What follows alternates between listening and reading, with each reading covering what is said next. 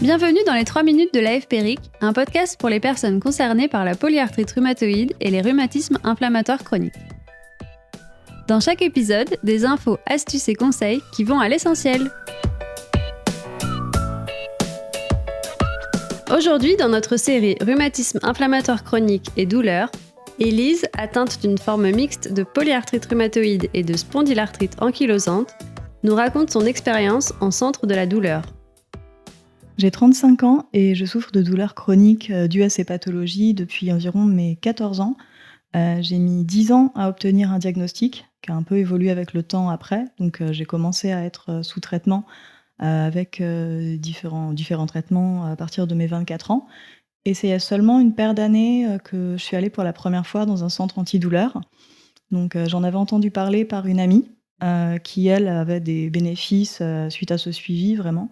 Et j'en ai parlé à mon rhumatologue qui m'a orientée vers un centre qu'il connaissait. Au moment où je suis allée consulter dans un centre antidouleur, j'avais un traitement qui contenait à peu près ma maladie en termes d'évolution, mais je souffrais quand même de douleurs au quotidien qui me limitaient beaucoup. Ça engendrait de la fatigue chronique, tout était assez compliqué. Donc même si j'avais un traitement de fond, je devais quand même prendre pas mal d'antidouleurs, anti-inflammatoires, donc je me suis dit qu'il y avait sûrement d'autres possibilités auxquelles je n'avais pas pensé. Et j'ai voulu voir s'il n'y avait pas la possibilité de voir des spécialistes, de faire des approches un peu plus douces ou surtout d'avoir des suggestions qui ne me seraient peut-être pas venues à l'esprit. Une fois inscrite au centre antidouleur, il y a l'infirmière qui a pris contact avec moi, donc une infirmière spécialisée qui a vraiment abordé tout le rendez-vous sous l'angle de la douleur et qui m'a fait remplir tout un questionnaire. Donc, il fallait situer où on avait mal, vraiment dans tout le corps, le représenter, colorier les zones, parler de sa douleur, de l'impact sur la vie quotidienne, décrire les douleurs, donc est-ce qu'il s'agissait de brûlures, de sensations lancinantes, de crampes, etc.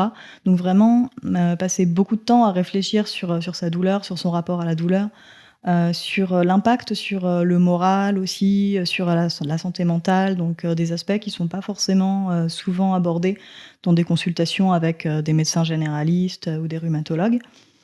J'ai eu rendez-vous aussi avec un neurologue qui m'a prescrit un électrostimulateur pour amoindrir les douleurs. J'ai vu aussi une acupunctrice. Donc en fait, en fonction des douleurs de chaque personne et des pathologies de chacun, on est orienté vers différents spécialistes selon l'avis du neurologue et de l'infirmière spécialisée. J'ai vu plusieurs fois l'infirmière aussi et rien que l'échange avec elle était bénéfique en soi parce que j'ai trouvé que son approche était très intéressante dans le sens où on sentait que la douleur était vraiment au cœur du rendez-vous, cette fois-ci au cœur de l'entretien, et que quelle que soit la cause finalement, c'était un vrai sujet et que c'était pris en compte. Ce qui est des fois difficile à ressentir quand on a rendez-vous avec des médecins qui fonctionnent vraiment par spécialité, qui fonctionnent par organe, qui fonctionnent par maladie, dans le sens où parfois quand une maladie est sous contrôle mais qu'on a encore mal, on considère que ça va.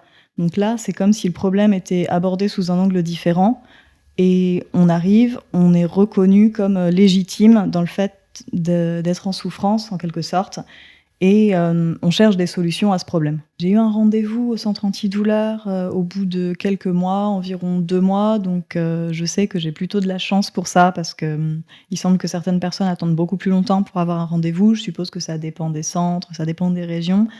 Je conseillerais de venir avec un courrier de recommandation, donc de son médecin traitant, du rhumatologue, ça peut peut-être un peu aider. Et pour ma part, alors au départ, l'électrostimulation m'a aidée surtout au début.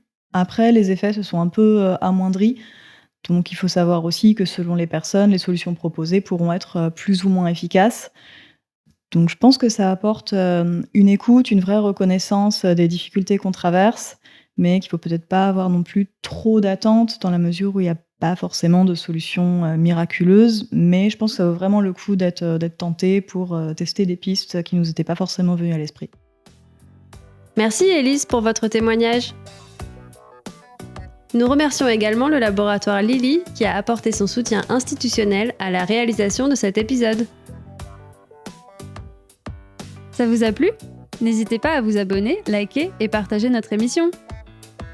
Pour plus d'infos, rendez-vous sur www.polyarthrite.org.